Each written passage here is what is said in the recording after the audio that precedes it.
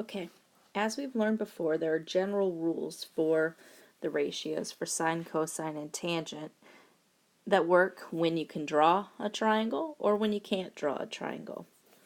The reason we can't draw triangles is the quadrantal angles.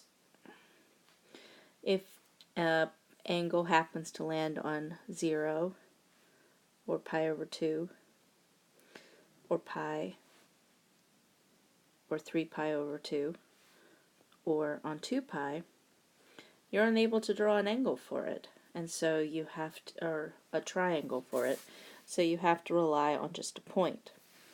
But what point do you use?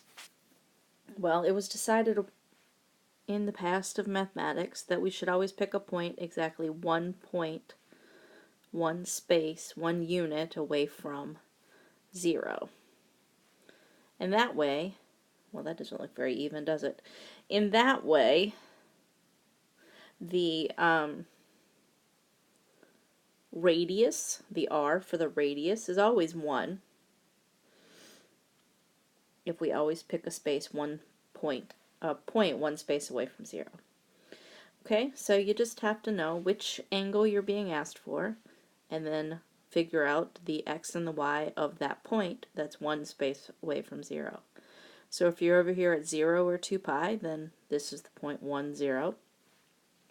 If you're up here at pi over 2, this is the point 0, 1. So you use that for x and y. If you're over here on the left, you're at negative 1, 0.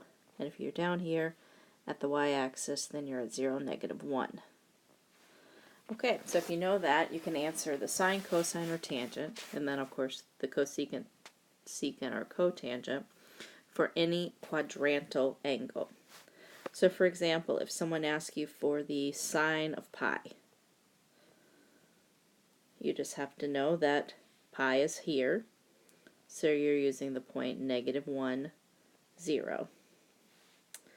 And then you have to remember that sine is y over r, so the y is a 0, and the r is always a 1, so 0 divided by 1 is 1. Oh gosh, that was horrible. 0 divided by 1 is 0. Oof. 0 divided by 1 is 0. Sorry about that.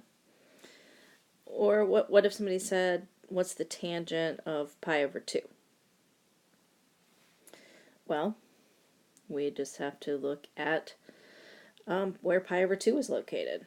That's up here at the top of the y-axis. Our x is 0, our y is 1. Then we have to remember that tangent is y over x. And so using that point, 0 and 1, the y is the 1, the 0, x is the 0, 1 divided by 0 was undefined. So there is no tangent of pi over 2. It's an undefined value. Let's see, or maybe we'll be asked cosine. Let's not leave cosine out. What if we got asked cosine of 2 pi? Well, we locate 2 pi over, that's over here on the positive part of the x-axis. So we would use the point 1, 0, 1 for x, 0 for y. If we're going to make cosine, then we need x over r. So the x of this point would be 1. The r is always 1, so 1 divided by 1 is 1. Okay, hope that helps.